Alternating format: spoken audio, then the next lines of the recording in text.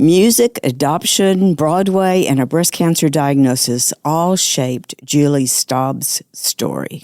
None of it silenced her voice. She talks about trusting her intuition, and that meant that she caught her cancer early. It was Julie's breast cancer that convinced her that she needed to be the one to help organize and lead Paint the Path Pink.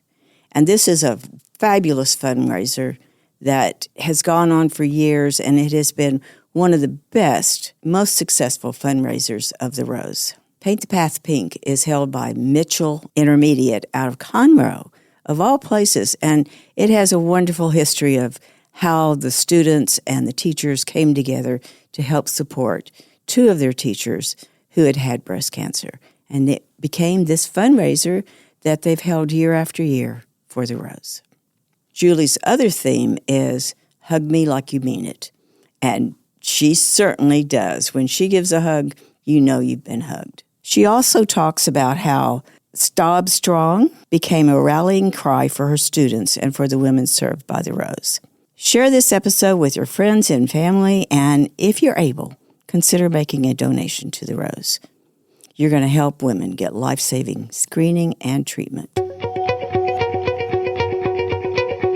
Let's talk about your breast. A different kind of podcast presented to you by The Rose, a breast center of excellence and a Texas treasure. You're going to hear frank discussions about tough topics, and you're going to learn why knowing about your breast could save your life. Julie, thank you so much for being with us here today.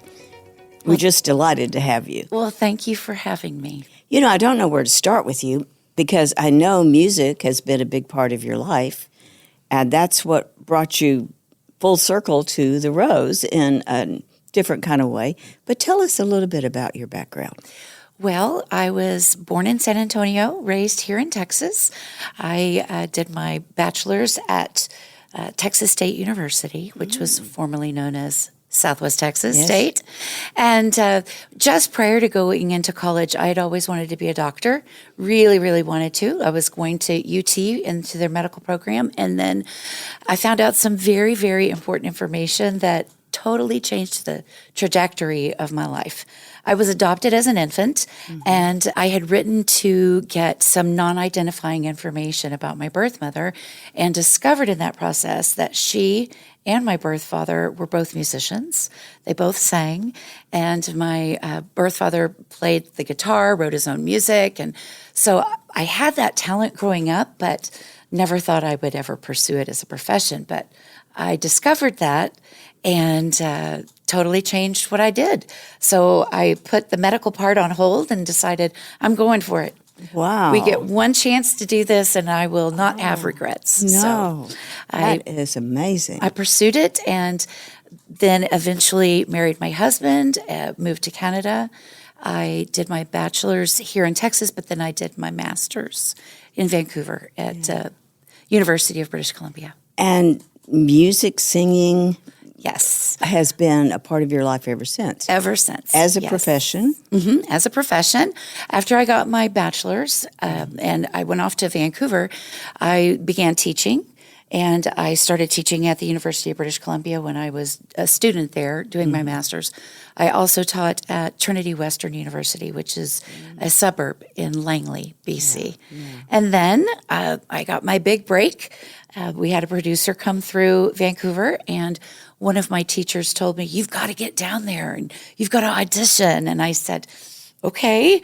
I'd been studying opera, but my heart was always for music theater because I felt like it was America's opera and it was for the everyday people. And I got a great break and started doing Broadway with them and traveling and enjoying myself very, very much by being able to sing and perform. My goodness, we're in the presence of a star here. Oh, no, not really. But now you ended up going into the public school system. Yes, I did. That happened actually after we came back to Texas, and we ended up settling in the Woodlands and was not looking to go into teaching. I still had my home studio that I was teaching private voice with, but my children were in grade school at the time, so I thought I'm going to go ahead and just volunteer at one of the local elementary schools. My daughter was in a choir and fell in love with it. And at that time, the teacher said, I'm going to be leaving and you need this job. And I said, I don't think I can do that. I taught university. I don't know that I'm going to be able to teach elementary. And he said, you need to do this. And so one thing led to another, and I'm starting my 16th year now. Oh, my goodness. Of teaching in the public education system. Oh. And I love it. All right. Now, you've got all of this musical career behind you, or yes, that you're still involved in. But a year ago, is it a year ago, yes, you were diagnosed with breast cancer? Yes, I was. So tell me about that. Well, it was an diagnosis. unusual situation. I was conducting in San Antonio. I was being able to work with the Texas Elementary Honor Choir as one of their clinicians, and I will never forget the moment.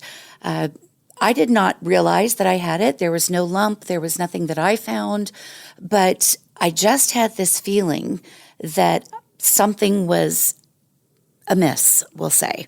And I was literally conducting, and I had my cell phone on my podium just so that I could monitor the time. And right at a cutoff, I saw my screen light up, and it had my doctor's name on it. And I thought, well, that's unusual. I'm not going to look at that right now. And I turned it over, and that thought came through my mind of, he's never called me after a mammogram. And so I thought, something's up. And so I waited for my break, and I phoned, and he said, I need you to come to the office tomorrow. I said, well, I'm in San Antonio. Let's put a pin in that. I'll be back, and can I see you on Monday? And he said, first thing. I said, okay. That was in July of 24, and I called him, made an appointment, saw him the following Monday, and he looked at me and said, we think you have breast cancer. And I said, okay, now what do we do?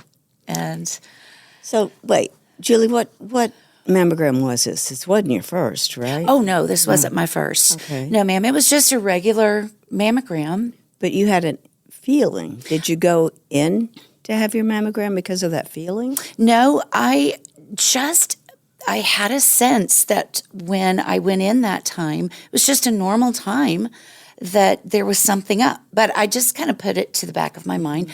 I will admit it had been 2 or 3 years, so don't ever wait. I know that now. Right. But I was caring for my parents who were aging.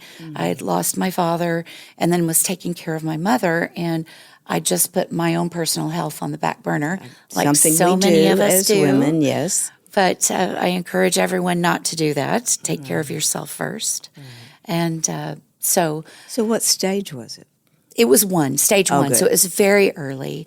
I went through the guilt of thinking I should have found out. I should have known. Okay, let's cancel that one too, because Right. we have enough to feel guilty about. We don't need anything else. Isn't that the Yes, truth? yes. And my doctor told me that good. immediately. She said, you would not have found this. I had DCIS, and so it was ductal, and she said you would not have felt it. No. You would not have been aware of any of this. But I'm just intrigued that you had a feeling. I did. You know, we've heard that so many times on this show. And so it's the other message. When you have that feeling, don't discount it. That's right. It will train us to always pay attention to intuition going forward. That's you right. know, I just believe so strongly in that. So thank you for sharing. You Absolutely. know, that's kind of a wooey thing, and Well, here yes. we are, you know, but it is true. It is true. Yes. And I think that we definitely need to tune into that. Ah, yes. So your treatment involved? My treatment involved, I went in to do a biopsy, and those are not always the most pleasant experiences. And he told me we would be taking 4 to 6 samples, and I thought, I can handle that. And of course, you're in a very unusual position, hugging this massive machine, and but I was constantly. But you had a wanting stereotactic, right? Yes. Yes. And yes. so he eventually, after 25 minutes, said, do you want to take a break? And I said, well, it depends. How long are we going to be at this? I thought by now you'd have all of the little pieces that you need. And he said, no, I think we're taking 24. I said, 24? Oh, my. And he said, yes. And so then, of course, I knew this was a lot more than I was anticipating. I was thinking maybe just one little place where they would need to go in, but apparently it was all within it. There was one little area that had been invasive, but believe it or not, that one biopsy, one of those spots apparently pulled out the cancerous part that had become invasive. So the rest of it had remained intact inside the ducts. So I felt I was extremely fortunate. Yes, if they had not gone forward, then Exactly. it could have been a different diagnosis. That's right. Yeah. That's right. So after we did that, we did the MRIs and, through these traumatic types of treatments, I always look for humor because I think humor gets us through a whole lot in life. And there were a lot of humorous moments for me, especially with the MRI. I could not apparently fit into their particular machine. And he looked at me and said, I think we're going to have to call it quits and do something else. I said, oh no, we're doing this today. I'm not coming back for this. And so we laughed at our way through it and they got creative. And I just thought, I clearly am going to have to go through this. And so I'm going to find the positive moments. And if it can be lighthearted in any way, that's the path I'm going to choose. So after that, we went back and they said, we're going to need to do a mastectomy. Fortunately, mine was not. I don't have the gene where it will jump from one side to the other. And so I thought, well, I guess I only need to have one breast removed. And so that's what we did. And then I did that on Friday, September 13th. So it really was a Friday the 13th moment for me. And it was a 7-hour surgery. I am very, very grateful for my care team from St. Luke's. They were magnificent and still are. And then my plastic surgeon came in and did all that he needed to do. And I, after healing, went back and did a reduction on the other side. And I'm grateful, Dorothy. I'm just so grateful. Yeah. So the real reason you're here Yes. is Paint the Path Pink. Yes. But I just am so impressed with the way that you look at your diagnosis and your treatment and everything. Let me ask you one question on that same line. How old were your children then? When I was diagnosed, they're adults. They're adults. 24 and 26. And how did you tell them? We did a family FaceTime, and I just said, guys, I want to tell you what's going on. And they said, okay. And there's a little phrase that we use when I look at my children. When they were very little, I would look them in the eye and I would say, now trust me. And they would know that whatever it was, we were going to get through it, whether it was scary or whether it was something really big or really small. I would always look at them and say, now trust me on this. We're going to go through this together and it'll be fine. So I looked into the camera and I said, guys, I need you to trust me on this. And my son, Connor, and my daughter, Catherine, just took a deep breath and said, okay. And I said, I have breast cancer. And there was a big silence. And I said, but this is not the end of my story. This is a speed bump, and this is something that we're going to get through together. And then I immediately told them that out of all of the cancer and out of all of the scenarios, I truly believe that I was most fortunate. I don't know why, but I am very grateful for it. And I started educating them, and we began supporting one another like we always have. Yeah. And they have been beside me, along with my husband, who is an absolute prince of a man. They have been an incredible force of strength for me. And they were your support system. Absolutely. And that of my friends, both locally here in Houston and across the nation from my past and all of the different friends that I've made.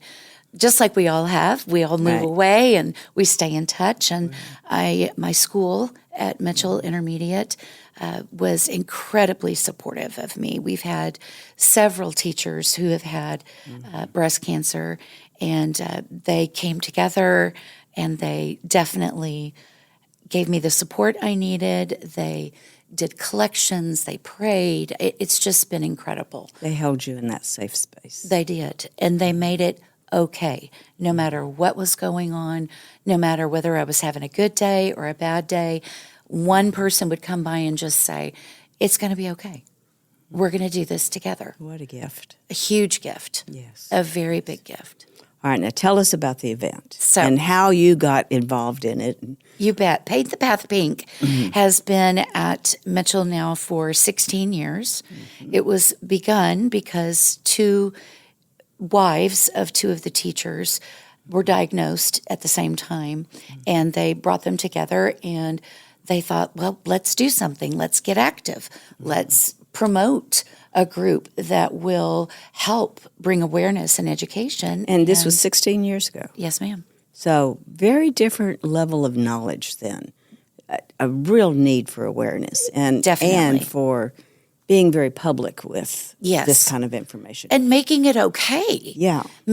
Removing any kind of stigma or removing any kind of fear. As educators, we're naturally interested in learning, and we're naturally interested in sharing our knowledge, whatever it is.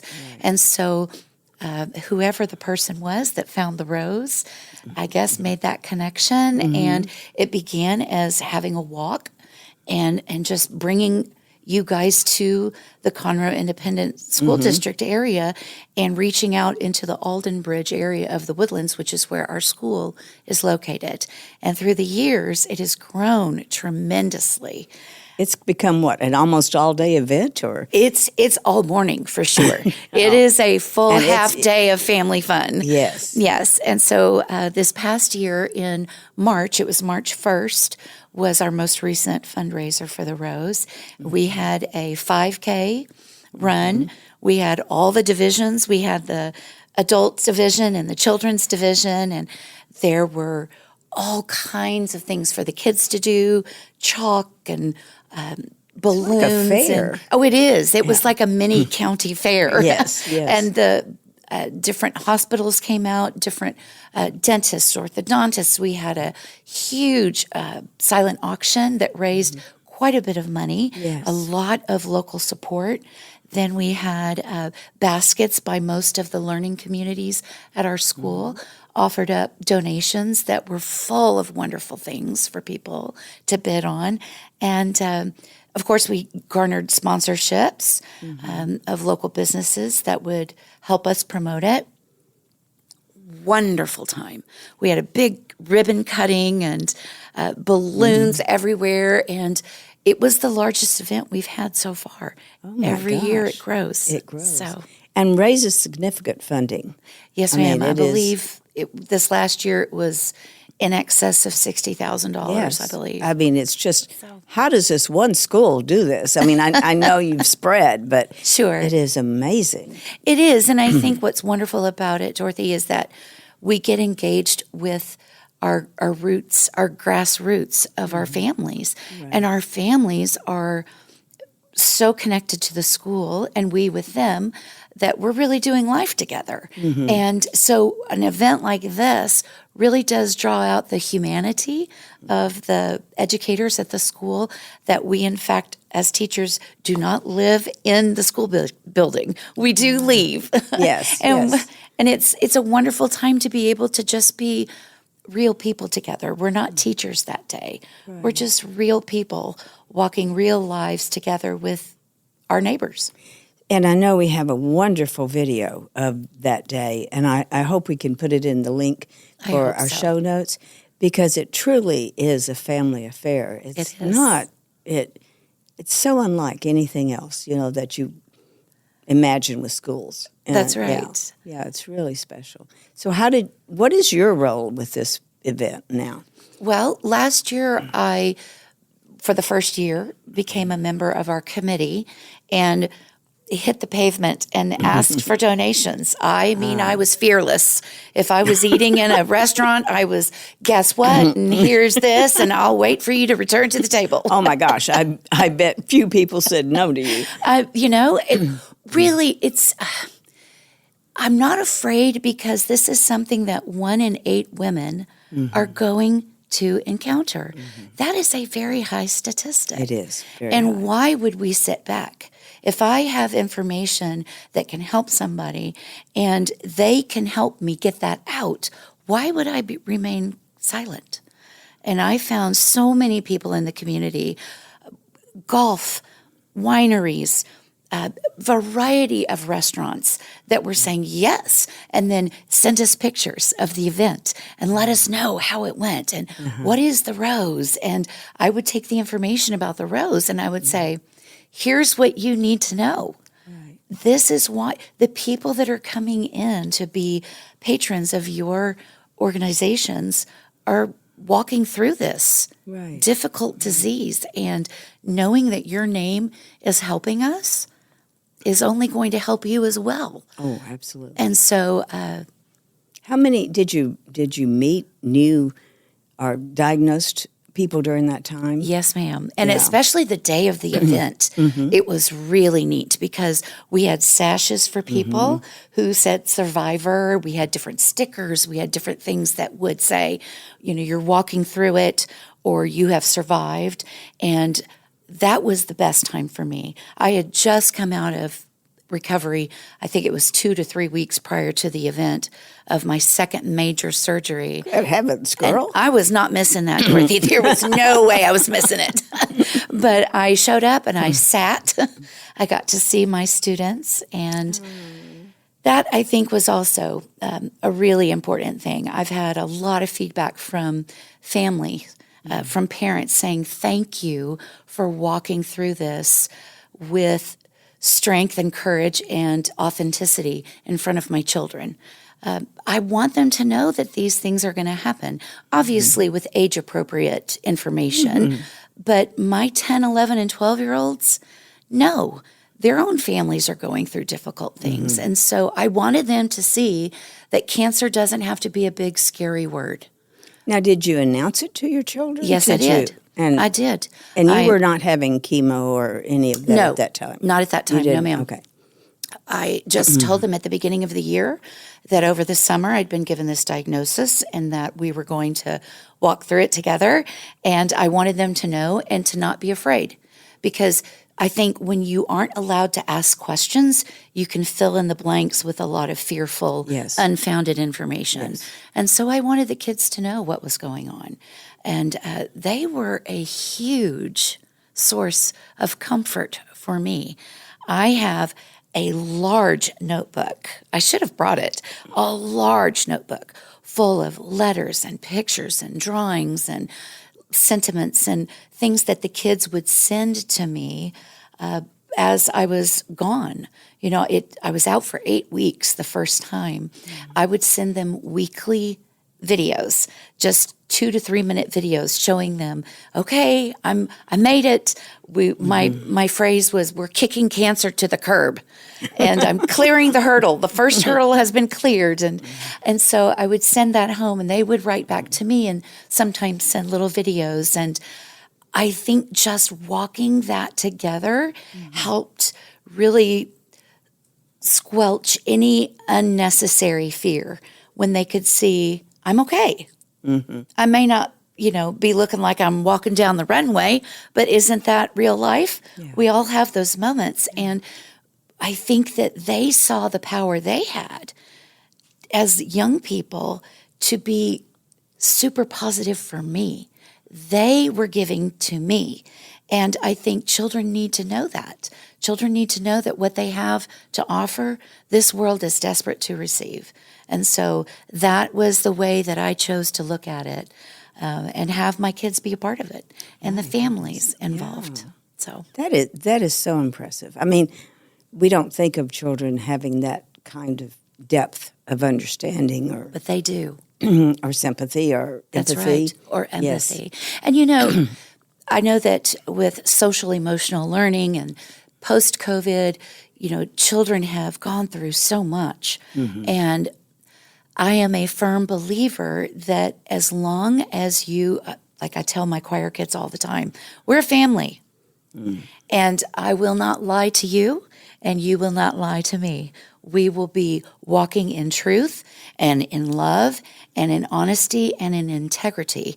And so if you have a question for me, I will gladly answer your question, and we will do this together. And I found that the kids really responded well to that. There were a lot of tears initially, a lot of fear, because they thought this was the end of my road. And I said, no, I'm not going to be fearful of this. We'll tackle one thing at a time. Why jump to the end of the story when we're in it today? I'm not going to lose my life over what has happened or what might happen. We're in it today, and that's what we're given, and we're going to make the most of it today. And the children really responded. The school created wonderful T-shirts that say Stobbe Strong, the pink T-shirts, and we had our little hashtag of Stobbe Strong, and then that actually spread to the junior high, where my kids promote and go to the next level at McCullough Junior High, and they really surprised me, Dorothy. They had a special coffee house where the kids got together and they sang, and they raised awareness and they raised funds for me that I did not know about until after the event. And they raised $2,000 from that. My goodness. And you won't believe, well, maybe you will. I'm a firm believer that everything happens for a reason, and my faith in the Lord is what keeps me up and keeps me going every day of the year. But we had just received a bill in the mail for just over $2,000. And we were looking at it going, okay, well, we'll find it somewhere. This is what we do. And literally that week, that director drove over to the house and said, we have something for you. And just put all of that in my hands. And we were stunned. And that just shows how important community is. Yes. Those children that I had taught from elementary, intermediate, junior high, and high school, I had all of those kids coming back to participate in Paint the Path Pink. They bought T-shirts, they ran, they came up, they hugged, we high-fived, we really enjoyed the day together. And to this day, just last week, I was at one of their concerts and they came up, big hugs, how are you doing? And I said, I'm doing great. And, they get to see the next stage of things. And they see it's something that you are diagnosed with, you hit straight up, you're not going to cower in fear, and then walk through it, the good, the bad, the ugly, the good days, the rough days, and we come out of it. And we come out wanting the world to know that women are strong. Women need the resources and the education, but right before coming in to meet you, I met a lady who is 26 years strong now, a survivor of breast cancer 26 years ago, and credits the Rose for being the one that gave her exactly what she needed. And that's what I want to do. I want to spread the word that the Rose has not just the support, but has the education and has the resources for people that are underserved. And we all need that. Yes. We all need those resources. And so whatever I can do to help bring awareness to that, I'm definitely willing to do. Oh, my goodness. I want to give you a big hug right here, but this won't work. Oh, what a great, great story. All of it. All of it. I'm going to ask you something I had never asked anyone. Was there ever a strange question that the children asked you, or one that caught you off guard? No, not really. I think, they first asked, well, where is your cancer? And I kind of took a beat and thought, no. I finally just said, I have breast cancer. And I thought maybe the boys would react funny or the girls would react funny. No reaction. I had boys come up to me later tears in their eyes saying, my grandmother has breast cancer. My aunt had breast cancer. My neighbor died of breast cancer. And you could see that it had bubbled up, all that fear and uncertainty, and naturally just superimposing their own experience onto mine. And I had the opportunity to stop, hug, look at him and say, my story's different. We each have our own story. And I'm in the middle of writing mine. It's being written right now, and you're a part of it. And because you're a part of it, it's going to be better. And so that partnership with the children, I think, helped them kind of revisit their own personal experiences and realize that not all of them have to end with that difficult period at the end of this sentence. And today, they still come up and ask. Now, there were times where I said, I can't hug, and I'm a big hugger, huge hugger. I say, hug me like you mean it, because we're only given today. And so if I'm going to hug, it's not going to be some little sidearm slant as we go by. It's going to be full-on hugging. And there were moments where I said, now, when I come back to school, I can't hug. So how are we going to say that we're hugging each other? And so I posed a challenge to my students, and they created a video for me. So this was one sign. This is a sign for a heart. And they would look at me and say, I'm hugging you right now. And of course, this. And then one student showed me sign language, that this means hug in sign language. And I was like, this is fantastic. And again, the children were leading me through a very comforting path. They could just take a picture of their class doing this and shoot it to me in a Google email, and I would see it and be able to respond. And we utilize technology to really keep one another upbeat. And and connected. Yes. So that they could see, even though I wasn't in their presence right then and there, we were still connected at the heart. And beautiful story, Julie. Thank you. So many beautiful stories. What a gift you are to the Rose and to your students. Thank you. And we so appreciate Paint the Path Pink. And but I've never heard the entire story, so thank you for bringing it to us. You bet. Thank you for having me. Oh, I appreciate always. it. We may have to have you back. I'd be happy to do it. All right. Thanks, Dorothy. Thank you for joining us today on Let's Talk About Your Breasts. This podcast is produced by Speak Podcasting and brought to you by The Rose. Visit therose.org to learn more about our organization. Subscribe to our podcast, share episodes with friends, and join the conversation on social media using hashtag Let's Talk About Your Breasts. We welcome your feedback and suggestions. Consider supporting The Rose. Your gift can make the difference to a person in need. And remember, self-care is not selfish.